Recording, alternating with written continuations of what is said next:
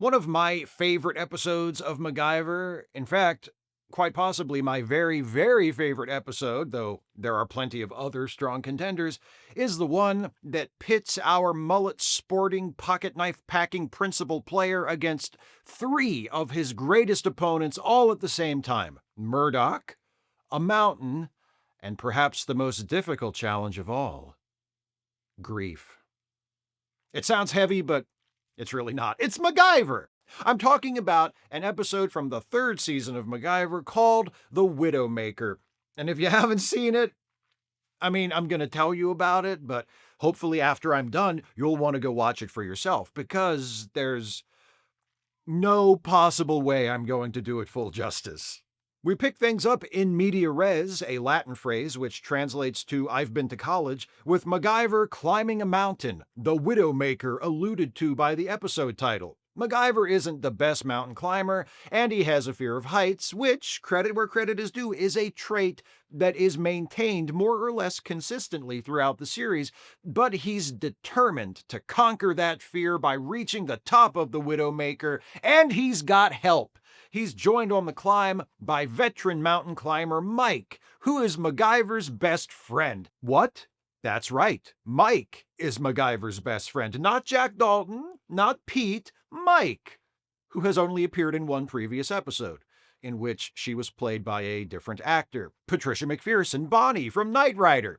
For the sake of this episode, MacGyver's best friend is Mike, who used to be Bonnie from Knight Rider, only not in this episode. They recast Mike with Lisa Bayliss because I'm guessing Patricia McPherson read the script and decided, for reasons which will soon be obvious, that it wasn't a job worth taking. Anyway, MacGyver is climbing a mountain with his best friend Mike, who was played by Patricia McPherson in the previous season, but is now played by Lisa Bayliss, and there's a problem. MacGyver is an inexperienced climber, but with Mike's coaching, he's doing okay. Mostly. That's not the problem. The problem is Mike wants to be more than best friends with MacGyver. A lot more. I think she wants to be more than friends with benefits as well, but I bet she'd settle for that. Mike is not one of the many loves of MacGyver, but she would like to be, if that's all right. Thank you very much for your consideration. During a snack break, Mike reminds our hero of her long-standing desire to climb Mount MacGyver, and MacGyver tries to let her down gently for what is apparently not the first time. But Mike can't help it. She just wants to grab that mullet with both hands and hold on for dear life. She wants to unfold that pocket knife in his pants. She wants to ride him like she's MacGyver and he's a sweet-ass Jeep. But MacGyver's like, nah, I'm good. Given his prolific romantic history, if I were in Mike's position, I'd be insulted. Then again, I'm glad I'm not in Mike's position, because if I was, I'd be dead now. Rejected by MacGyver, Mike abruptly announces that it's time they get back to climbing, and she tearfully resumes their ascent. But moments later, Mike slips and falls. She's caught by her safety rope, but she hits her head against a rock face and is knocked out, making her unable to climb back up. She's so far down that all Mac can really do is hold on to her, which works pretty well until her harness snaps and she plummets to her death, leaving MacGyver trapped on the mountain alone, screaming her name in disbelief. Typical lighthearted fun for the whole family. Some time passes. MacGyver takes a leave of absence from the Phoenix Foundation. Pete lets MacGyver stay at his cabin, which just so happens to be located at the base of the Widowmaker. Pete drops in to see how MacGyver is doing, and he doesn't seem great. His personal grooming has fallen off, though only just a bit. He has no interest in returning to work anytime soon, and he blames himself for Mike's death. So Pete's like, fine, continue to live rent-free in my mountain cabin and mope indefinitely, and he leaves. Meanwhile, at MacGyver's houseboat, a mysterious burglar breaks in, listens to a few messages on the answering machine, which helpfully inform the burglar that MacGyver is gone and has recently suffered a personal tragedy, finds some travel literature indicating where MacGyver is, then takes the time to pull out a torch and burn the message "R.I.P. MacGyver" into the fireplace mantle. And we even get a time-lapse montage so we can watch him do it, so that later on, when we see it again, we won't be confused about the precise mechanics involved in creating it. Thanks, MacGyver! MacGyver the show, not MacGyver the person. MacGyver the person is still whimpering alone in a cabin about his dead friend. The scene tries to play it coy as to who this burglar is, shooting him in shadow, or from behind, or only an extreme close-up the whole time. But it's obvious pretty much right away that this is MacGyver's arch-nemesis, Murdoch. It's a Murdoch episode. Later, back at the Phoenix Foundation, Nikki, it's a Nikki episode. It's a Murdoch episode and a Nikki episode. Nikki asks Pete when the hell MacGyver's coming back to work. And Pete's like, I don't know, he seems really depressed. He didn't even cheer up when he saw me. Me! Nikki says, I've got an idea. You know how me and MacGyver hate each other and don't get along at all? Why don't I go up to visit him at the cabin and refuse to leave? Surely that will improve his mood. Pete's like, what a great idea that I wholeheartedly endorse, and Nikki heads off to the Widowmaker. On the way up, she stops to get some groceries at Ellard's General Store, where we're introduced to the proprietor, Ellard, who says that MacGyver has kept to himself since arriving at the cabin, though some of the locals have glimpsed him hiking or fishing. He's basically become a Bigfoot, a mythical forest cryptid who lives in a well-known cabin and likes to go fishing. Anyway, Nikki hops in her truck but discovers to her consternation that it doesn't want to start. Ellard isn't there to help. He's gone back into the store. He already got her money. He's not a mechanic. What the fuck does he care if she can't start her vehicle? Not Ellard's problem. Fortunately, parked right next to Nikki is this guy.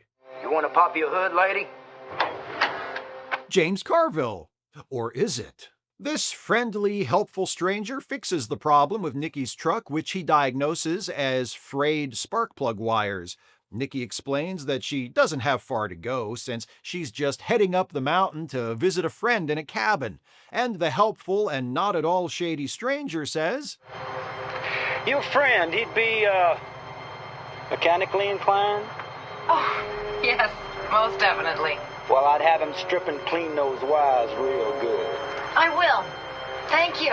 What a gentleman. Just a straightforward, non-threatening gentleman. Nikki has never met Murdoch and gives no indication throughout the rest of the episode that she knows who he is, and they're in the middle of nowhere. It's not like Ellard or any of the rest of the local yokels in the area are going to recognize him, and yet Murdoch takes the time to not only don a physical disguise, but to do a voice. He doesn't do it for Nikki's benefit or for anyone else. He does it for the love of the game. That's why he's the best. Arriving at the Evil Dead cabin where MacGyver has been staying, Nikki finds MacGyver in the back, relaxing by the lake, still in a big sulk over watching his best friend fall off a mountain and die moments after he rejected her romantic advances. Like, dude, get over it. It's been 2 whole weeks. MacGyver asks Nikki to leave. She refuses. She tries to bully him into not being depressed anymore, which doesn't work, and MacGyver walks away, heading back into the cabin. Nikki cuts him off, tells MacGyver she doesn't understand how he can go on blaming himself for what happened to Mike. You didn't push her, did you? Yes! Yes, I did. I pushed her away when she needed something from me. I hurt her, and she fell. And there wasn't anything you could do to save her, was there? They continue on their way into the cabin, but this emotional scene from All My MacGyvers is interrupted when Mac notices a bunch of photographs hanging from the ceiling of the cabin. One of them triggers a flashback to the flashback from Murdoch's first episode, then a flashback to the non-flashback portion of Murdoch's first episode, which ended with him apparently getting blown up in a truck. But then, Mac sees a Polaroid of his fireplace mantle with R.I.P. MacGyver burned into it, and he realizes that Murdoch is back. Then, to remove any lingering doubt, Murdoch smashes in the window and cuts loose with a flamethrower. It's your turn to burn, MacGyver! MacGyver and Nikki manage to escape as Murdoch burns down Pete's cabin, but they find that Murdoch has slashed the tires on Mac's bird shit-covered Jeep. So they rush over to Nikki's truck, only to find that Murdoch has booby-trapped it, rigging the doors to automatically lock while a bomb attached underneath ticks toward detonation. MacGyver manages to kick out one of the back windows and pull himself and Nikki to safety right before the truck blows up. Nikki is pissed. She's like, "That truck was a rental and I did not get the insurance. Now Murdoch will have to answer to me and to the budget rent-a-car company." It's not as simple as stomping back down to Ellard's store, yanking the phone out of the old bastard's hand and calling for someone to come get them, however. Murdoch has densely mined the road leading out, and can I just say, Murdoch has been busy. He follows Nikki up to the cabin. From the time Nikki arrives, the scene between her and MacGyver plays out in real time. She goes into the cabin, looks around, finds Mac out by the lake, they argue, go back inside, find the pictures hanging from the ceiling. Then Murdoch is there with the flamethrower. From Nikki pulling up in her truck to Murdoch appearing outside the cabin, it's almost exactly 5 minutes. In 5 minutes, Murdoch gets to the cabin, heavily mines the road leading in, a complex operation involving planting dozens of mines and connecting them all with wire, slashes the tires on MacGyver's Jeep, plants a bomb under Nikki's truck, and somehow rigs the doors to lock and be unopenable from the inside, plus adds his taunting little bye-bye time to fry flag to one of the windshield wipers. I'm assuming he made that earlier. Always thinking ahead, that Murdoch. And hangs the photographs from the cabin ceiling. Yes, he's the villain, but I can't help but respect the man's commitment to going the extra mile every single time. It's a shame most of the people in real life who are as evil as Murdoch are too lazy to do any of this. Wait, no, that's not a shame, that's a good thing. MacGyver and Nikki will have to escape into the woods and further up the mountain, but first they need to get that flamethrower away from Murdoch. So MacGyver does his first proper MacGyvering of the episode, connecting the antenna from his Jeep to the engine battery, then waiting for Murdoch to pass by so Mac can jump out and touch the antenna to the flamethrower's fuel tank, the electrical charge setting it on fire and forcing Murdoch to throw it off. Where was that quick-thinking ingenuity when Mike was dangling for her life, MacGyver? Sorry. I know I shouldn't pick on MacGyver right now when he's under this much stress. Poor guy, he's at the end of his rope. Just like Mike was when her harness snapped. Oh! Murdoch carefully tiptoes through the mines he laid, grabs a rifle and some climbing ropes, and takes off after MacGyver and Nikki. Realizing they need to call for help, but also that it'll still be another 10 or 15 years before everyone has little phones in their pockets, MacGyver spots a utility pole, shimmies up to the top, strips off a section of the insulation with his knife, and uses a bracelet he borrowed from Nikki to tap a message in Morse code directly into the telephone line. Luckily, Ellard is on the phone at the general store, running his mouth as usual, and he, an old Navy signalman, hears the message, writes it down, and calls it into the Phoenix Foundation. "Hang on, MacGyver! Pete's coming to get you!" Murdoch catches up to MacGyver and Nikki and takes a couple of shots with his rifle, but Mac is able to slide safely down the utility pole, and he and Nikki flee further up the mountain. When they reach the top, MacGyver realizes there's nowhere left for them to go but down. He tells Nikki their best bet is to climb down the rock face until they reach a ledge. The ledge where Mike fell, where they can take cover from Murdoch until help arrives. It's a risk, but they have to take it. And MacGyver and Nikki have no one to depend on except each other. Keep going, Nikki. You're doing good. Good. That's it. Okay. Hold me. Hold me. No. Come on. Nikki, you're doing fine. Just take it easy, an inch at a time. At least this ordeal has brought the two of them closer together. On their way down to the ledge, MacGyver finds some of Mike's climbing equipment still hanging from the rocks at the spot where she fell. He pulls up her safety rope and sees the frayed edges of the remains of her harness. He accepts that what happened to Mike was truly an accident, an equipment failure, and not his fault. After using Mike's remaining rope and clips to lower Nikki down to the ledge like a sack of flour, MacGyver and Nikki settle in to wait for Pete to come to the rescue. Murdoch, however, has other plans. Other ridiculous plans. He has tracked MacGyver and Nikki down the side of the mountain, and now he suddenly appears hanging from the end of a rope, brandishing a gun and ready to do some of that sweet, sweet killing. Nikki manages to kick the gun away, so Murdoch swings away, draws a knife, and swings back in to slash MacGyver's arm and knock Nikki off the ledge. While Nikki hangs on for her life, Mac and Murdoch continue to struggle. Mac scores with a chalk bag to the face. Murdoch comes back with a nice swinging kick. Then finally, Mac grabs Murdoch's rope to block another blow from the knife, causing Murdoch to inadvertently cut his own safety line and, well,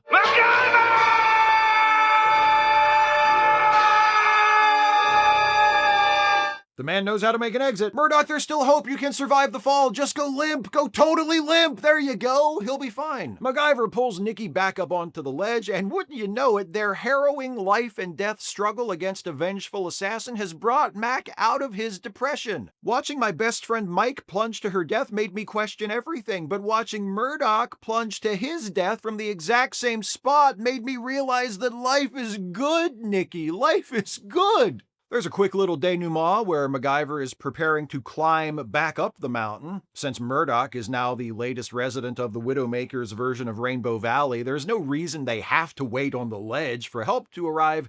But Nikki has had enough mountain climbing. MacGyver's like, come on, you wuss, you haven't even had any friends fall off the mountain lately. Now climb. And Nikki's like, okay, fine. And they start to climb, and that's the end. You've got a woman who's hot for MacGyver. She wants it, but she can't get it. You've got a woman who's not hot for MacGyver. She doesn't want it, but she probably could get it. You've got a character death at the beginning that's supposed to be shocking, but is actually really funny. You've got a character death at the end that's supposed to be thrilling, but is actually even funnier than the one at the beginning. You've got uncomfortable MacGyver, depressed MacGyver, moody MacGyver, inventive MacGyver, action MacGyver, and happy MacGyver. You've got Pete, you've got Nikki, you've got Murdoch, you've got the Jeep.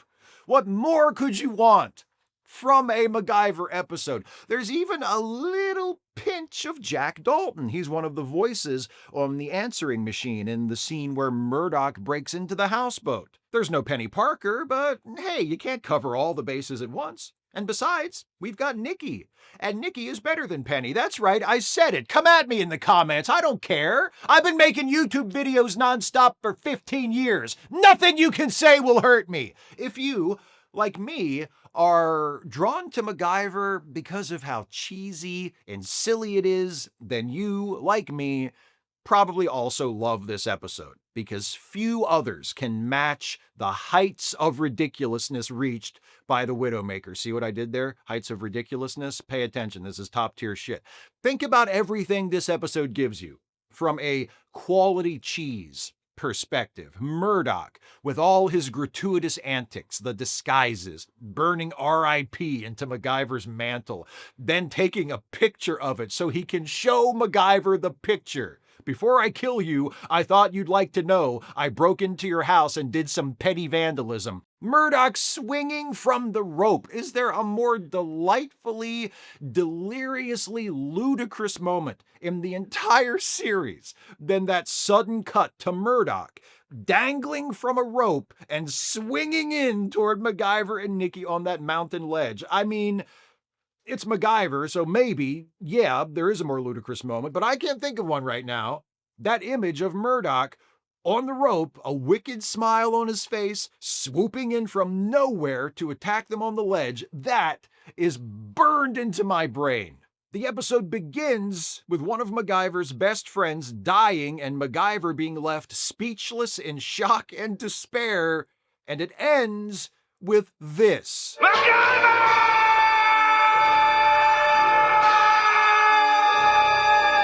Talk about an emotional journey.